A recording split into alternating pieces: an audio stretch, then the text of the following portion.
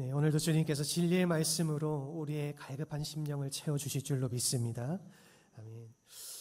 여러분, 올해 우리 아주 큰 행사가 하나 있었죠. 파리 올림픽이 여름에 크게 있었습니다. 그 올림픽 가운데에 정말로 좋은 자리고 정말로 그 스포츠맨십이 아름답게 펼쳐지는 그 현장인지인데, 여러분 참 안타까운 일들이 그 올림픽 현장 속에서 좀 벌어졌어요. 올림픽 개막식 때에 이 드래그 퀸, 이 여장을 한 남성들, 그리고 이 트랜스젠더들이 나와서 공연을 했는데, 여러분 그 공연하는 것이 이 예수님의 최후의 만찬을 조롱하고 패러디하면서 정말로 타 종교라면은 할 수 없는, 하지 않을 만한, 그리고 이전에 올림픽 때에 이런 일들이 없었는데 올해 유독히 그러한 일들을 진행을 했다라는 것입니다. 그래서 사실은 많은 종교계의 비판도 받고, 특별히 기독교인들의 많은 비판을 받았던 자리가 이번 파리올림픽, 올해 진행되어졌던 파리올림픽 그 개막식 현장이었습니다. 참 그 개막식을 저도 나중에 영상을 통해서 봤는데요, 참 너무나도 가슴이 아프더라고요. 예수님의 그 너무나도 귀한 그 최후의 만찬의 현장이었잖아요. 사실은 우리 기독교인들에게는 너무나도 거룩한 그런 자리로 기록되어지고 성경에 기록되어져 있는 그러한 말씀의 내용들이었는데, 그것을 가지고 그렇게 잘못된 모습으로 나타내고, 그것도 전 세계인들이 바라보는 그 자리 속에서 그러한 것들을 행했다는 것에 대해서 참 저 스스로도 경악을 금치 못했습니다. 여러분, 이처럼 오늘날 이 기독교는 조롱의 대상이 되고 있다라는 것입니다.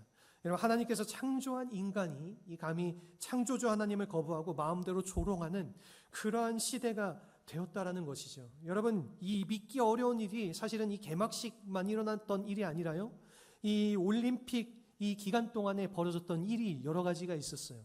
여러분, 이 유도 세계 챔피언인 이 세르비아 선수인 네마냐 마이도프라는 선수가 있는데, 이 사람이 기독교인입니다.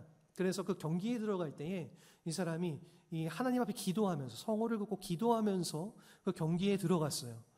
그랬는데 그 십자가를 표시했다라는 이유로 이 선수가 5개월간 출전 자격 정지 처분을 받았습니다. 여러분, 이 예수님을 조롱하는 것은 이 개막식 때 환호를 받지만은, 여러분 이 예수님을 높이는 신앙이 이 자격 정지를 받는 이러한 모습, 여러분 이것이 바로 우리가 오늘 직면한 이 믿음의 현실이라는 것이지요. 여러분, 그렇지만은 반대로 우리가 또 보게 되면은 또 그 올림픽 기간 안에서 정말로 하나님을 믿는 믿음의 사람들이 끝까지 하는 옆에 기도로 예배하고 기도로 준비하는 그러한 선수들의 모습들도 있었습니다. 우리나라 같은 경우인데, 여러분 우리나라의 올림픽촌에서 거기 올림픽촌에 들어가면은요, 거기에 그 올림픽촌 예배를 드리고 그 기독교 모임을 진행하는 목사님이 계세요. 그래서 그 목사님을 통해서 그 올림픽을 준비하는 선수들이 예배로 기도로 그 올림픽 과정들을 다 준비해서 나아갔고, 또 여러분 그 자리에 가서 그 현장 속에서 우리 특별히 제가 한 팀을 예로 들자면은, 여러분 이 탁구, 우리 여자 탁구 단체 선수들 있지 않았습니까? 그 여자 탁구 단체 대표 선수들이 항상 같이 모일 때마다 하는 행위가 있었어요. 그게 뭐냐면은 같이 모여서 기도했어요. 그 선수들이 그 자리에서 기도하면서 우리가 치르는 이 모든 경기의 자리가 하나님을 높이는 경기가 되게 하여 주시고, 정말로 우리가 치르는 이 모든 것들이 하나님의 영광이 되게 하여 주시옵소서. 그렇게 기도하면서 준비하면서 나아갔기 때문에 이번에 여러분들 여자 탁구 단체가 참 좋은 결과 나타내지 않았습니까? 뿐만이 아니라 여러 이 올림픽에 출전했던 선수들, 좋은 결과들을 냈던 선수들 보게 되면은 기독교인들이 많이 있었어요. 그 이면에는 하나님의 사람으로서 그들이 믿음으로 그것들을 준비하며 이루며 나아갔었던 그들의 신앙의 모습들이 있었다라는 겁니다. 여러분, 이처럼 우리가 이러한 신앙을 가지고 오늘날 우리가 마주하는 이 현실 속에서 우리가 이 신앙을 가지고 어떻게 이 진리를 우리가 이 세상 속에 외치면서 증거하면서 살아가야 될 것인가, 이것이 오늘날 우리가 직면한 이 믿음의 현실이라는 것입니다. 하나님을 대적하는 목소리가 들불처럼 온 세상을 태우고 하나님을 경외하는 사람들을 넘어서서 이 차별을 받는 시대가 바로 오늘날 우리가 살아가고 있는 이 시대라는 것이죠. 여러분, 이 정말 심각한 것은 이 시대적인 문화가 이 안방까지 침투해서 우리 아이들의 눈과 마음을 자연스럽게 물들어가고 있다라는 것입니다. 여러분, 오늘날 이 쓰나미처럼 밀려오는 이 시대의 조류는 어떠할까요? 여러분, 이 거대한 세속주의의 물결이 폭풍처럼 이 몰아치는 이 시대 속에서 여러분, 그 가운데 가장 강렬한 이 세속적인 문제는 뭐냐면은 이 젠더 이슈입니다. 여러분, 이 미국의 이 뉴욕주는요, 이 성을 구분할 때 공식적으로 31개의 성을 구분하고 있다라고 합니다.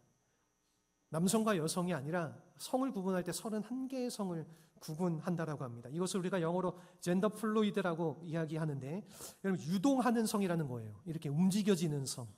여러분, 그래서 이것은 매일 자기가 원하는 대로 내가 성별을 바꿀 수 있다라는 것입니다. 심지어는요, 여러분이 자신이 원하는 동물로도 내가 될 수 있다라는 거예요. 이게 말이나 되는 현실입니까? 여러분, 그런데 이게 실제로 사회 속에서 벌어지고 있는 일이에요.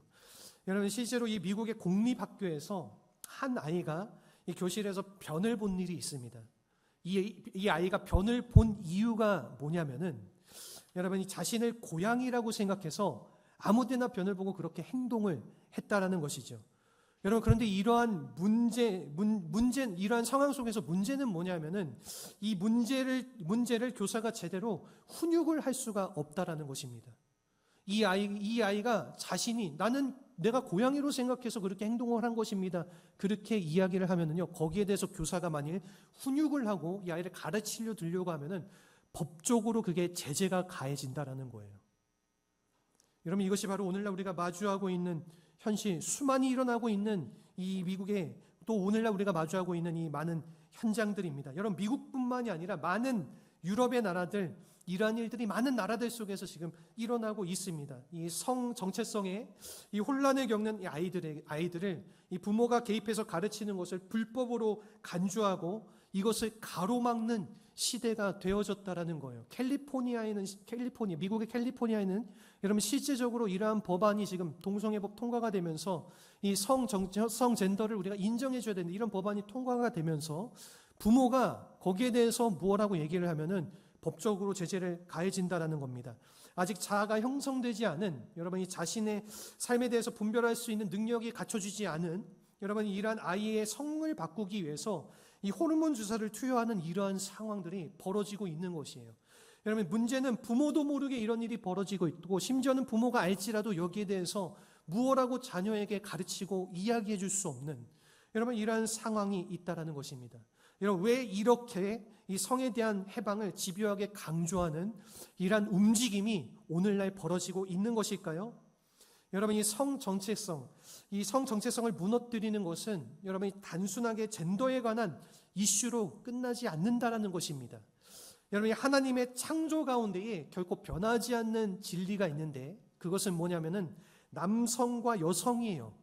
하나님께서 남성과 여성을 구분하여서 창조해 놓으신 이 창조의 섭리는 여러분 결코 변하지 않는, 하나님께서 이 땅 가운데 세워놓으신 하나님의 진리인 줄로 믿습니다. 여러분, 그런데 이 하나님의 창조 원리를 바꾸고자 이 세상의 물결이 그 성적인 부분, 이 남성과 여성성을 다 파괴시키고 이것을 바꿔가고자 그렇게 이끌어가고 있다라는 것입니다. 여러분, 이것이 지금 어디로까지 이어지냐면은 우리나라에, 여러분 이미 많이들 들어서 알고 있지만은 포괄적 차별금지법이란 이 법안이 지금 통과시키기 위해서 지금 많은 정치인들이 기를 쓰고, 또 많은 이것을 옹호하는 종교단체들, 이것을 지지하는 사람들이 그것을 위해서 정말로 노력하고 기를 쓰고 있어요. 여러분, 이 포괄적 차별금지법이 무엇입니까? 여러분, 이 표면적으로 우리가 보기에는 동성애를 인정하고 옹호하는 그런 것이라고, 동성애 이 사람들 인권을 우리가 조금 보호해주고 인정해줘야 된다, 그런 부분으로 해석할 수 있겠지만은, 여러분, 이 법안의 중심적인 내용은 뭐냐면은 그 부분을 넘어서서 여러분 오늘날 교회에서 진리를 선포할 수 없게 만든다라는 거예요. 교회에서 하나님을 유일하신 하나님, 우리가 믿어야 될 유일신이라고 주장하지 못하게 만드는 것이 포괄적 차별금지 법안입니다. 교회에서 더 이상 하나님의 말씀에 대해서 이것이 진리다라고 말하면은, 다른 종교에서 이것을 진리로 보지 않으면은 그것이 인정되어지지 않는, 여러분, 그러한 시대를 우리가 마주하고 있다라는 것입니다. 여러분, 이 하나님을 거부하는 이 시대적 상황이 우리에게 지금 이렇게 펼쳐지고 있다라는 것이죠. 여러분, 이것은 미국이나 다른 나라가 아니라 우리나라에서 지금 펼쳐지고 있는 모습이라는 겁니다. 지난 7월 18일 날 여러분, 이 우리나라 대법원에서 이 동성 커플에게 이 건강보험 피부양자 자격을 인정하는 판결이 내려졌어요. 동성애자들에게 우리 똑같이 부부와 같이, 일반 부부와 같이 똑같이 그들도 건강보험법을 적용시킬 수 있게 만들겠다, 그렇게 했다라는 겁니다. 이 법안이 통과가 되면서, 이 법안이 제정이 된다라고 이렇게 딱 결정이 되면서 어떠한 일이 벌어졌는지 아세요? 동성애자 커플들이, 동성애자들이 너도 나도 다 이 건강보험 적용받기 위해서 다 거기 신청을 했다라고 합니다. 여러분, 지금 이 법안이 아직은 제정 기간 중이에요. 아직 이 법안이 세워졌지만은 이 법안을 실행하기 위해서 이제 여러 가지 세부적인 법안을 제정하고 있는 지금 계도 기간인데, 여러분, 지금 그 계도 기간이 지나면은 실제로 이것이 동성애 커플에게 이제는 적용되어서 그들이 그러한 혜택을 누리게 된다라는 것입니다. 여러분, 지금 얼마나 잘못된 이러한 현실들이 지금 우리의 삶 가운데에 펼쳐지고 있습니까? 이 동성혼 법 제도화가 여러분, 이제는 우리나라에서도 이 동성애자들이 결혼하고 동성애자들이 이제 커플이 되어져서 이것이 정식적으로 인정되어질 날이 멀지 않았다라는 거예요.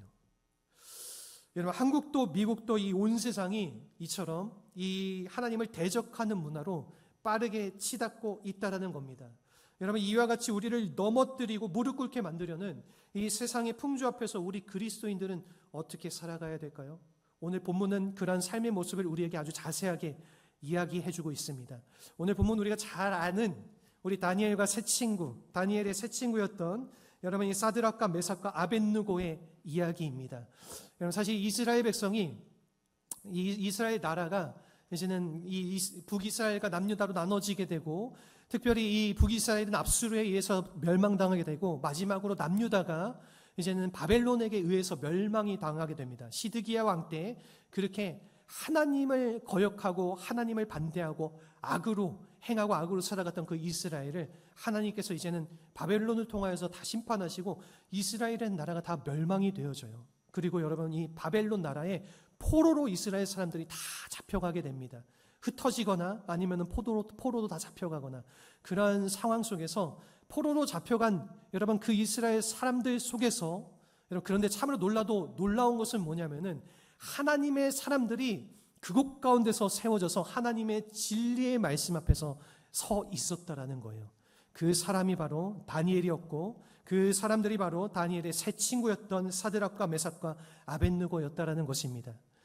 여러분, 사실 그들이 그 바벨론의 포로로 끌려가면서 이 하나님의 사람으로서 그들의 삶을 살아갈 때에 여러 가지 삶의 방해적인 요소들이 많았습니다. 다니엘 같은 경우도, 그리고 그 세 친구 같은 경우도, 여러분, 그 이름을 바꾸라고 했을 때에 그 이름을 사실 그들은 바꾸기를 원하지 않았지만 부득이하게 그 이름을 바꿔야 됐습니다. 그러나 이름은 바꾸더라도 하나는 결코 그들이 바꾸지 않는 것이 있었는데, 하나님을 믿는 믿음은 그들은 바꾸지 않았다는 거예요.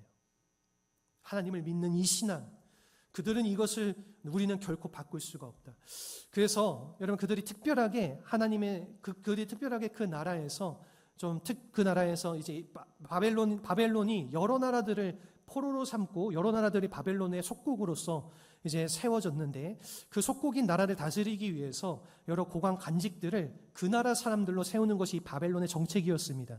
그래서 이스라엘 나라를 좀 이렇게 바벨론의 속국으로 잘 이끌어갈 그러한 고관직들을 세우는데, 이 다니엘과 세 친구들이 거기에 세워지게 됐어요.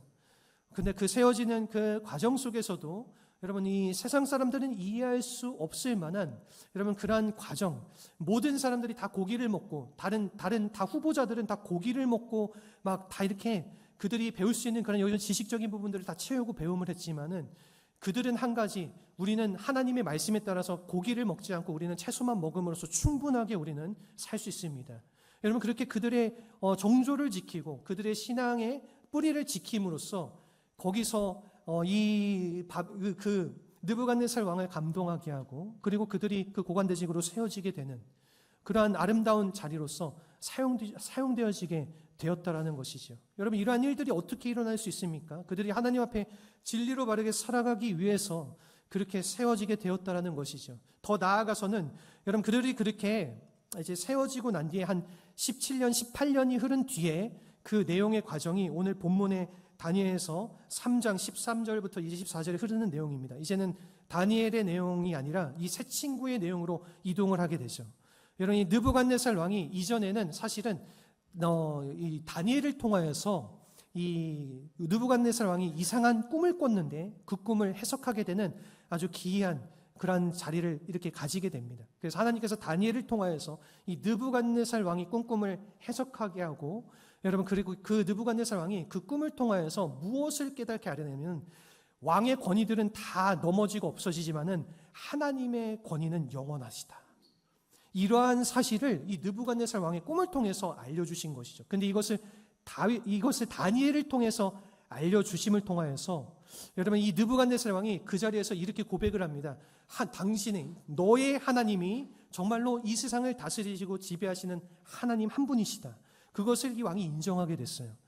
근데 여러분, 참 사람이 교만한 게 한 17년, 18년 흐르게 되니까 이 느부갓네살 왕이 그러한 하나님에 대한 마음과 생각들, 하나님께서 꿈을 보여주셨던 그러한 마음들, 그러한 것들 다 잃어버리고 이제는 자신의 그 교만한 마음으로 가득 채워져서 자신을 하나의 커다란 신상으로 이렇게 세웁니다. 이 바벨론에서 섬겼던 그 신에 대한, 그리고 이 왕에 대한 권위를 인정하게 하고자 3m나 되는 거대한 신상을 세워서 거기에 모든 사람들이 다 절하도록 만들어요. 근데 여러분, 거기에 절하지 않은 사람들이 있었습니다. 그 사람들이 누구일까요? 바로 다니엘과 세 친구였다라는 것이죠. 우리 사드락과 메삭과 아벳느고. 여러분, 특별히 오늘 본문에서는 이 세 친구에 대해서, 이제는 여기에 대해서 절하지 않은 이 세 친구에 대해서 그것을 고발하는 사람들이 있게 되고, 이들이 고발당하게 돼서 이제는 느부갓네살 앞에 서게 되었던 것입니다. 그래서 여러분, 이 느부갓네살 앞에서 설 때에 이 세 친구의 고백이 너무나도 아름답습니다. 여러분, 어떻게 고백하는지 우리 한번 오늘 성경 말씀 같이 읽어보도록 하겠습니다. 오늘 본문에 우리 16절, 17절 말씀입니다. 16절, 17절 말씀 우리 같이 한번 읽어보도록 하겠습니다. 사드락과 메삭과 아벳느고가 왕에게 대답하여 이르되, 느부갓네살 우리가 이 일에 대하여 왕에게 대답할 필요가 없나이다. 왕이여, 우리가 섬기는 하나님이 계시다면 우리를 맹렬히 타는 풀무불 가운데서 능히 건져내시겠고 왕의 손에서도 건져내시리이다. 아멘.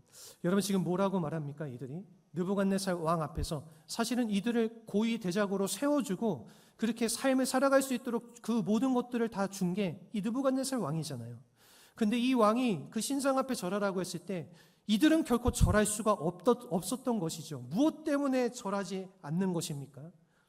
우리가 절하고 우리가 믿을 분은 하나님 한 분이시기 때문에, 하나님 한 분이시기 때문에, 이 하나님만이 오직 우리의 진리이시고 우리의 구세주이시고 우리의 구원자이시고 우리의 진정한 하나님이시기 때문에 이분 앞에서만 우리는 예배하고, 이분 앞에서만 우리는 찬양하고, 이분 앞에서만 우리는 그렇게 이 믿음의 절개를 가지고 살아갈 수 있습니다.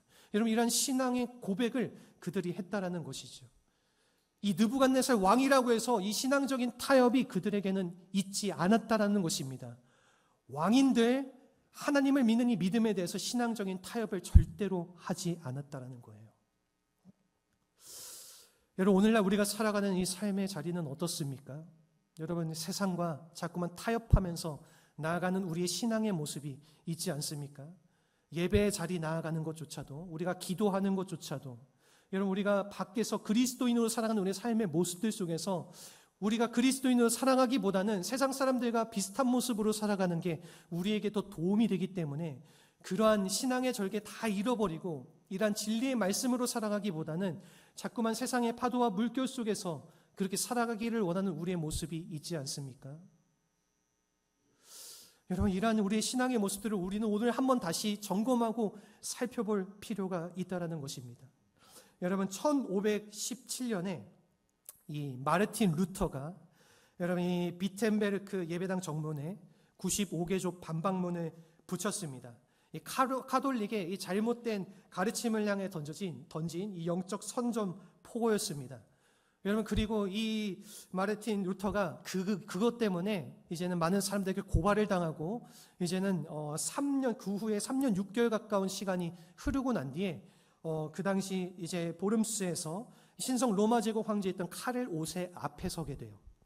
그리고 신문관이 이 마틴 루터를 신문하게 됩니다. 그래서 그 자리에서 혹여나 말을 잘못하게 되면은 이 신문당하는 그 과정 속에서 말을 잘못하게 되면 이 마틴 루터가 사형을 당하는 그러한 위기 가운데에 놓여지게 되는 것이죠. 여러분, 그런데 그때에 신문관이 이렇게 묻습니다. 그대가 쓴 글 가운데에 취소할 부분이 있느냐? 여러분, 그럴 때 루터는 하루의 시간을 달라고 부탁을 해요. 많은 사람들이 이 루터의 행보에 대해서 걱정을 하기 시작합니다. 혹시 루터가 이 죽음의 위협 앞에서 굴복하지 않을까? 여러분, 그런데 다음날 루터가 던진 고백은 500년이 흘러도 여러분, 그 마지막 한마디는 오늘날까지 우리의 가슴을 울리는 아름다운 고백이 되어졌습니다. 이 마틴 루터가 이렇게 이야기했습니다. 성경의 증거와 명백한 이성에 비추어 나의 유죄가 증명되어지지 않는 한 나는 교황과 공의회의 권위를 인정하지 않겠습니다. 나의 양심은 하나님 말씀에 사로잡혀 있습니다. 나는 취소할 수도 없고 취소하지도 않을 것입니다. 이 양심에 반하는 행동은 지혜로운 일도 아니고 안전한 일도 아닙니다. 저는 여기에 서 있습니다. 나는 다르게 행동할 수 없습니다. 하나님, 저를 도와주시옵소서. 아멘. 여러분, 이것이 그 자리 앞에서 마틴 루터가 선포했던 하나님을 향한 고백이었어요. 여러분, 이 죽음을 각오해야지 나올 수 있는 신앙의 고백이었던 것입니다.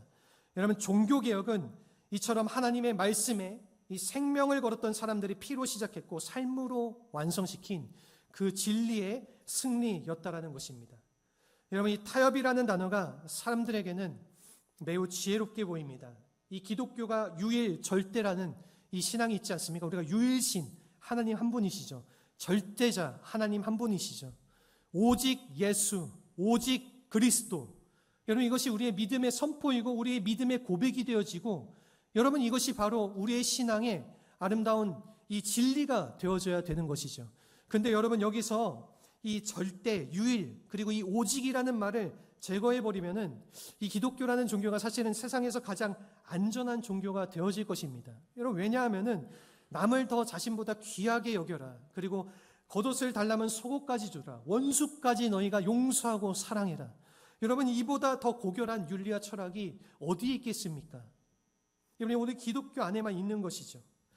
여러분, 오늘 우리는 이 성경은 이 하나님의 절대적 진리라는 이 말씀이라는 것을 믿었던 사람들, 여러분이 예수 그리스도만이 유일한 구원의 길이라고 외쳤던 여러분 그 전사들, 그 자랑스러운 개혁가들의 후손들로 오늘 우리가 이 자리에 있는 줄로 믿습니다.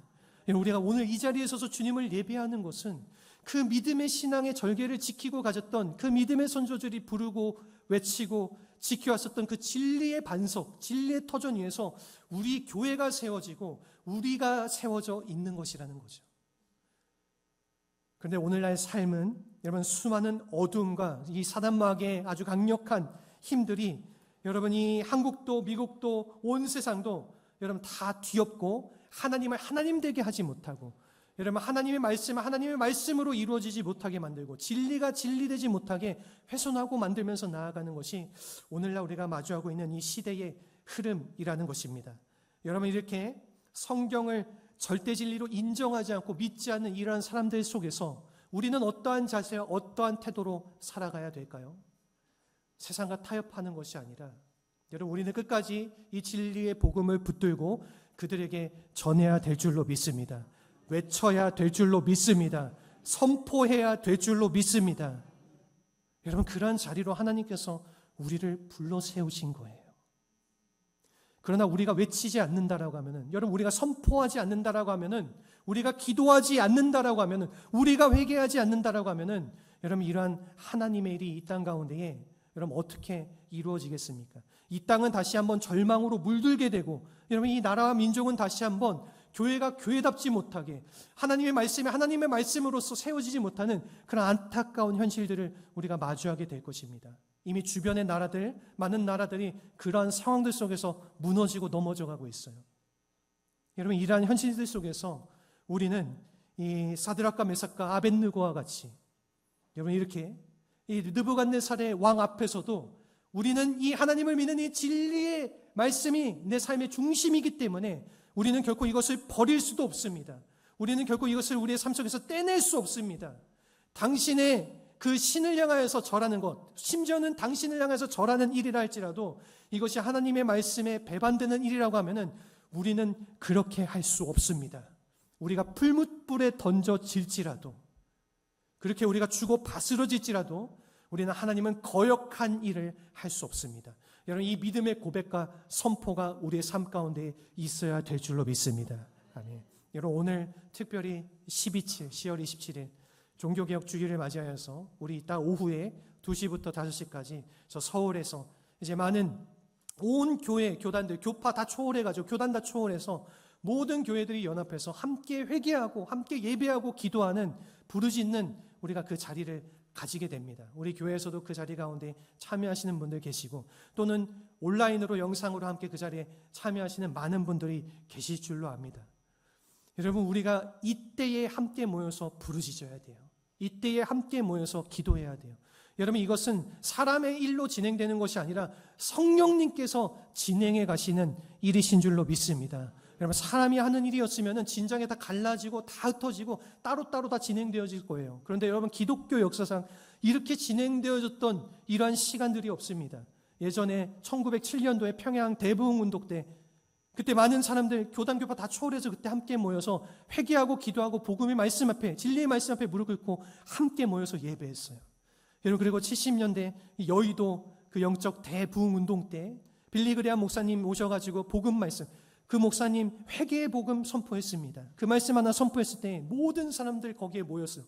거기에서 눈물로 회개하고 그 말씀 듣고 눈물로 회개하고 가슴치고 통곡하고 거기서 예배드리고 기도했습니다.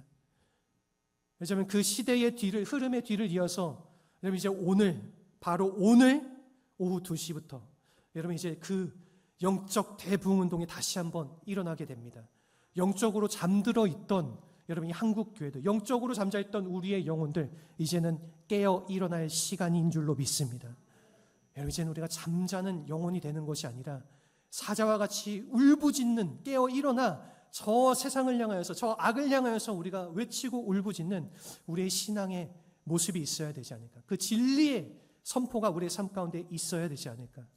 여러분, 저는 그렇게 생각이 되어져요. 혹은 많은 사람들이 많이 이 자리를 향하여서 비판의 손길도 해요.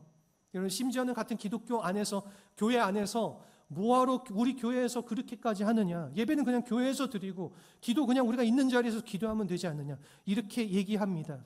여러분, 그렇죠. 그것도 맞는 말일 수 있겠죠. 그러나 여러분, 우리가 함께 모여서, 뜻을 함께 모여서 우리가 한날 한시에 한 번 이런 거대한 세상의 악한 흐름 속에서 우리 모든 교인들이, 그리스도인들이 함께 연합하여서 예배하는 이 자리를 굳이 그렇게 비판을 해야 되겠습니까? 여러분, 오늘날의 교회가 다 찢어지고 흩어지게 되고 약해지게 만드는 건 다른 게 있는 게 아니에요. 교회가 교회를 비판하고 그리스도인이 그리스도인을 비판하고 손가락질하고 정죄하는 그런 모습들 속에서 교회가 이렇게 약해진 거예요. 그러나 여러분, 오늘날 우리의 믿음의 모습은 자꾸만 나를 비판하고 정죄하는 것이 아니라 우리는 이 신앙의 절기를 가지고 진리의 선포를 외치며 나아가는 그런 모습을 우리는 더욱더 응원해주고 함께 기도해주고 그것을 위해서 우리가 혹여나 우리가 함께 연합해서 참여할 수 있는 자리가 되어진다라고 하면은 함께 그 자리에 참여해서 우리가 함께 주님께 기도하며 나아가는 것, 그것이 바로 진정한 그리스도인의 자세와 모습이 아니겠습니까? 저는 오늘 바로 그러한 자리, 그러한 현장, 그러한 시간들, 오늘 그러한 일이 우리의 삶 속에 오늘 우리에게 주어진 이 시간들 속에 이루어질 줄로 믿습니다. 사랑하는 성도 여러분, 사실 오늘 말씀 준비하면서 참 마음에 먹먹함도 많았지만은 제 마음에 오늘 이 날을 준비하면서 어제 잠을 한숨도 못 잔 것 같아요. 너무나도 마음이 긴장되고 너무나도 이 마음이 뜨거워지기도 하고 하나님께서 또 어떠한 성령의 역사, 성령의 일들을 이 시간들, 이 일을 통해서 이루어 가실까, 또 어떻게 방해하고 또 어떻게 이것을 다른 방향으로 이용하고자 하는 많은 사람들이 또 있을까, 그런 염려와 걱정 속에서 사실 오늘 기도하면서 저는 이 강단 앞에 제가 말씀을 준비하면서 섰습니다. 우리 성도님들께 제가 한 가지만 부탁드리고 싶어요. 각자의 가지고 있는 여러분 신앙의 모습 조금 색깔 다를 수 있어요. 모습 조금 다를 수 있습니다. 그러나 우리가 정말로 하나님의 진리의 말씀을 선포하는 이 현장, 그 자리에 우리가 섰을 때에 여러분 그 자리에 우리가 쓰고자 하는 사람들을 향하여서 우리가 손가락질하거나 비판하거나 그들을 정죄하는 그런 시선들을 가지지 않으셨으면 좋겠어요. 오히려 우리가 함께 격려해주고 우리가 함께 그 마음을 모아서 우리가 한 마음으로 한 뜻으로 우리가 함께 눈물로 회개하고 눈물로 우리가 그들과 함께 예배하고 기도하며 나아갈 때에 여러분 그러한 우리의 단결되어지고 하나 된 모습을 통하여서 하나님께서 이 땅 가운데 흘러가는 모든 악한 법들을 다 넘어뜨려 파괴시켜 주시고 사단의 모든 악한 권세를 다 깨뜨려 주시고 오늘날 하나님의 진리의 말씀을 우리 교회를 통하여서 우리 그리스도인들을 통하여서 다시 한번 이 땅 가운데 일으켜 세워주실 줄로 믿습니다. 여러분 이러한 삶의 자리로 이러한 사명의 자리로 우리를 부르심 받았다. 우리가 부름 받았고 우리가 세워졌다는 사실을 우리 모든 성도님들께서 기억해 주시고 여러분 오늘 이 말씀을 우리가 생각하면서 여러분이 사드락과 메삭과 아벳느고와 같이 다니엘과 같이 이러한 하나님의 사람들이 하나님의 역사를 써내려갔던 것 같이 오늘날 우리의 삶을 통하여서 하나님의 귀한 역사의 한 페이지를 아름답게 써내려가고 우리의 후손들과 우리의 자녀들과 우리의 다음 세대들에게 여러분 이러한 역사의 소중한 한 장을 우리가 아름답게 전해줄 수 있는 그러한 삶을 사시는 우리 모두가 되시기를 주님의 이름으로 축원합니다. 아멘. 여러분 이 시간 함께 우리 찬양하면서 우리 기도하는 자리로 나아가기 원합니다. 이 시간 이 부흥이라는 찬양하면서 여러분 다시 한번 오늘 이 우리 연합예배 이 집회를 통하여서 하늘의 부흥과 이 땅 가운데 하늘의 역사가 일어날 수 있도록 성령으로 임하여 주시옵소서. 우리 간절히 바라는 마음으로 기도하는 마음으로 우리 찬양의 고백을 올려드립시다.